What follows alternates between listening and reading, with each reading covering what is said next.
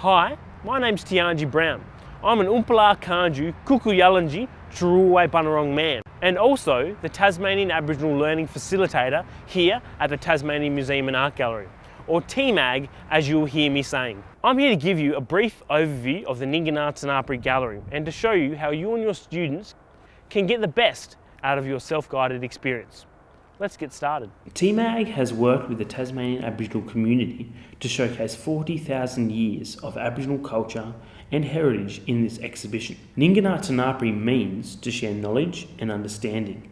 This gallery provides a unique and special opportunity for you and for your students to develop a deeper appreciation of Tasmanian Aboriginal culture. When you arrive, your experience will begin before you enter the gallery. Every visitor to TMAG is welcomed to Aboriginal land Ningina country. Listen here with your group. The language that you will hear is Palawakani, the revived Tasmanian Aboriginal language. Palawakani is a composite language constructed from several traditional languages spoken across Tasmania at the time of European contact. All of the Aboriginal language used in the gallery is Palawakani. An English translation of this work in the country is here on the wall. We suggest you frame a visit to Ningina tunapri by using the layout and design of the gallery as your guide. Each display in the gallery is an island representing the hundreds of islands that make up Lutruwita, Tasmania, and our unique island culture. Each island display speaks to a different facet of Aboriginal culture or history in Lutruwita, Tasmania. The canoe is the first object you see, and this canoe will take you on your journey across the water from island display to island display. Tailini stringy bark canoe. This canoe was built in 2007 by a group of Pakana, Tasmanian Aboriginal men, as a way to revive the skills and knowledge of their ancestors. The bark canoe also demonstrates the skills used to survive and thrive in Lutruwita in traditional times. For example, navigation skills and the use of locally available materials. These traditional skills were disrupted with the British invasion of Lutruwita. Reviving these skills has been achieved through community action and with the help of museum collections. By using this 1840s model canoe from the TMAG collection, makers of today were able to learn from their ancestors how to build this important cultural object. Pewuta, long time ago. The traditional ways of life across Lutruwita can be explored by engaging with this hut display. This replica hut shows the type of housing Aboriginal people on the west coast of Lutruwita, Tasmania, typically lived in for months at a time.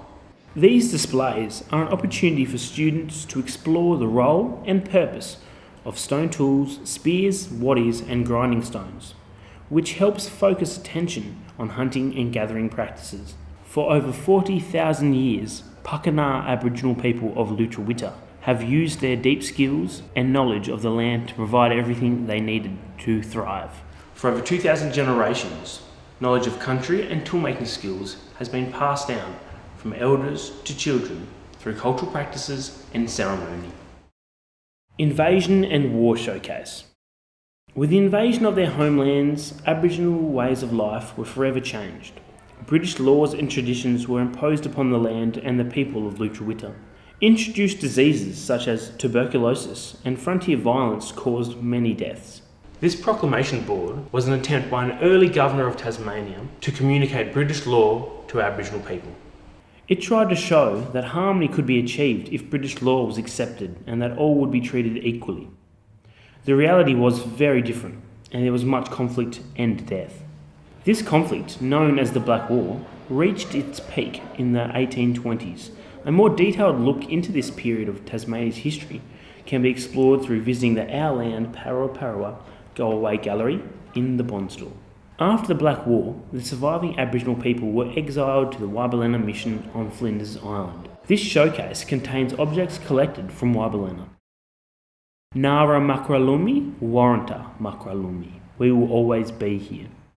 Fanny Cochrane Smith was a descendant of survivors of the Black War who were exiled from their homelands to the Wabalena mission. Growing up on Flinders Island, she was taught her family's traditional language as well as English. You can hear her singing here in the gallery.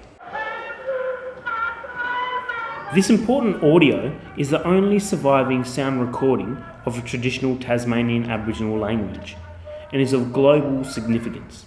They have recently been added to the UNESCO Memory of the World Register. Well known in her day, Fanny Cochrane Smith had 11 children and now has hundreds of descendants. This display island records a time when the outside world thought there were no Aboriginal people within Tasmania.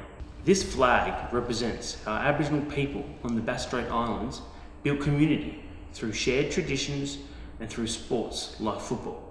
During World War I, Aboriginal men from the Bass Strait Islands fought for the British Empire and lost their lives on the Western Front at a time when they were not considered equal. Memorial plaques were given to all families of deceased servicemen and women. This one was given to the Brown family. You can learn more about the Aboriginal servicemen from the Bass Strait Islands by visiting this website. Warranta Takamanarala, we stand strong. Use this interactive timeline to explore the significant moments in the story of contact between Tasmanian Aborigines and Europeans. Each shell on this timeline represents a generation of Tasmanian Aboriginal people. There are over 2,000 shells. This display island showcases some of the achievements of Tasmania's Aboriginal community since the 1960s through protest and political action. This petroglyph, removed from its original location, therefore destroying its story, demonstrates why the protection of Aboriginal heritage through legislation is vital. The T-shirt highlights the ongoing debate about celebrating Australia Day on January the 26th and their legacy of invasion. This pipe, which belonged to William Lanny, can lead your students to a discussion of how Aboriginal human remains have been treated. Responding to calls from the Tasmanian Aboriginal community in 1976, TMAG was the first museum in Australia to return Aboriginal human remains from collections to the community for proper burial. TMAG continues to work with Indigenous communities to return cultural artefacts and human remains from its collection. Tunapri pakana manamapali, our people's knowledge. This large display area at the far end of the gallery highlights significant cultural practices in the Tasmanian Aboriginal community. These videos demonstrate basket weaving, bullcat water carriers, shell stringing and dance continued within the community. Warrantamulka Yula, mutton birding, a lifetime of tradition. One of the most important cultural practices that continues to connect Tasmanian Aboriginal families is mutton birding. The annual mutton birding season brings together community members from across the state. The hard work of catching the birds, harvesting the meat and collecting the mutton bird oil is on display here. Younger students in particular are enthralled at the thought of collecting the chicks from their burrows whilst being on the lookout for snakes and lizards. Resources for your visit. The museum provides additional resources to help you and your students get the most out of your visit. There's this teacher's backpack free to borrow containing hands-on objects and information which you can preview on our website and book before coming on your self-guided visit. There's also this teacher's guide, Voices of Aboriginal Tasmania, a PDF available from the TMAG website, full of additional information and ideas for your self-guided visit. Prior to your visit, students can preview some of the objects on display in the ningina tunapri gallery by visiting TMAG's Shaping Tasmania website.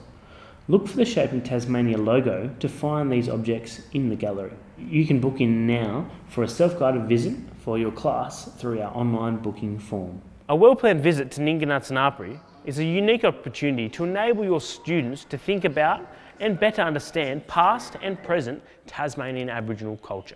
Nothing beats experiencing the real thing. We hope that you and your students enjoy your visit to the Tasmanian Museum and Art Gallery and that we'll see you here soon.